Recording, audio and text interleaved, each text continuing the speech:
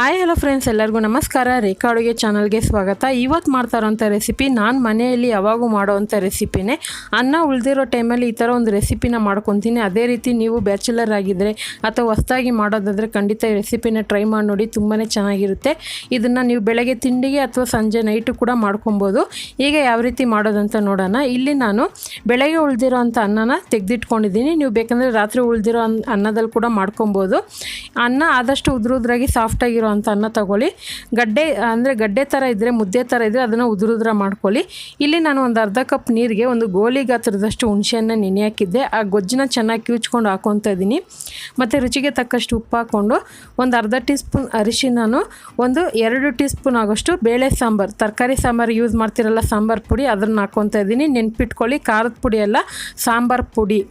ಇದರಲ್ಲೇ ಖಾರ ಇರೋದ್ರಿಂದ ಎಕ್ಸ್ಟ್ರಾ ಖಾರ ಬೇಕಾಗೋದಿಲ್ಲ. ಮತ್ತು ಹುಣಸೆಹಣ್ಣು ಗೊಜ್ಜು ಕಿವುಚೋವಾಗ ನೀರು ಸ್ವಲ್ಪ ಕಡಿಮೆ ಹಾಕ್ಕೊಳ್ಳಿ. ಯಾಕಂದರೆ ನನಗೆ ನೀರು ಸ್ವಲ್ಪ ಜಾಸ್ತಿ ಆಯಿತು ಅನಿಸುತ್ತೆ.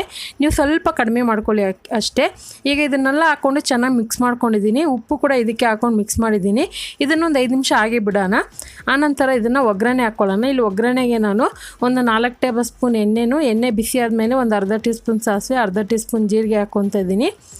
2 ಚೆನ್ನಾಗಿ ಫ್ರೈ ಆದಮೇಲೆ 1 ಟೇಬಲ್ ಸ್ಪೂನ್ ಕಡಲೆಬೇಳೆ, 1 ಟೇಬಲ್ ಸ್ಪೂನ್ ಉದ್ದಿನಬೇಳೆ ಹಾಕ್ಕೊತಾ ಇದ್ದೀನಿ. ಇಲ್ಲಿ ನಿಮಗೆ ಕಡಲೆ ಬೀಜ ಬೇಕಂದರೆ ಸಹನೂ ಹಾಕ್ಕೊಬೋದು, ಚೆನ್ನಾಗಿರುತ್ತೆ ಅದು ಸಹ. ನಾನು ನಾರ್ಮಲಾಗಿ ಮನೇಲಿ ಸಿಂಪಲ್ಲಾಗಿ ಮಾಡೋದು ತೋರಿಸ್ಕೊಡೋದ್ರಿಂದ ನಾನು ಜಾಸ್ತಿ ಏನು ಎಕ್ಸ್ಟ್ರಾ ಹಾಕಿಲ್ಲ, ಅದಕ್ಕೋಸ್ಕರನೇ. ಈಗ ಇದಕ್ಕೆ ಒಂದು 3 ಒಣಗಿದ ಮೆಣಸಿನ್ಕಾಯಿ ಹಾಕ್ಕೊತಾ ಇದ್ದೀನಿ, ಜಸ್ಟ್ ಒಗ್ಗರಣೆಗೋಸ್ಕರನೇ.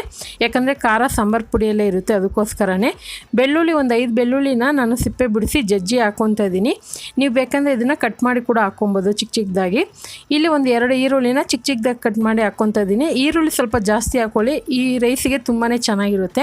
ಹಾಗೆ ಸ್ವಲ್ಪ ಕರಿಬೇವಿನ ಸೊಪ್ಪು, ಇದೆಲ್ಲ ಹಾಕ್ಕೊಂಡು ಈರುಳ್ಳಿ ಸ್ವಲ್ಪ ಸಾಫ್ಟ್ ಆಗೋವರೆಗೂ ಫ್ರೈ ಮಾಡ್ಕೊಳ್ಳೋಣ. ತುಂಬ ಮೆತ್ತಗೆ ಗೋಲ್ಡನ್ ಕಲರ್ ಆಗೋವರೆಗೂ ಫ್ರೈ ಮಾಡಬೇಕಂತೇನಿಲ್ಲ, ಜಸ್ಟ್ ಒಂದು 2 ನಿಮಿಷ ಫ್ರೈ ಮಾಡ್ಕೊಳ್ಳೋಣ. ಅದೇ ಟೈಮ್ಗೆ ನಾವು ಅನ್ನ, ಸಾಂಬಾರು ಪುಡಿ, ಹುಣಸೆಹಣ್ಣಿನ ರಸ ಎಲ್ಲ ಮಿಕ್ಸ್ ಮಾಡಿದ್ರಲ್ಲ, ಅದನ್ನು ಹಾಕ್ಕೊತಾ ಇದ್ದೀನಿ. ಇದನ್ನು ಹಾಕ್ಕೊಂಡು ಸ್ಟವ್ ಮೀಡಿಯಮ್ ಫ್ಲೇಮಲ್ಲಿ ಇಟ್ಕೊಳ್ಳಿ. ನಿಮ್ಗೆ ಏನಾದರೂ ಉಪ್ಪು ಬೇಕು ಅಂದರೆ ಒಂದು ಚೂರು ಹಾಕ್ಕೊಳ್ಳಿ, ಯಾಕಂದರೆ ನಾವು ಅನ್ನ ಮಾಡೋದಕ್ಕೆ ಉಪ್ಪು ಹಾಕ್ಕೊಂಡಿರ್ತೀರಿ.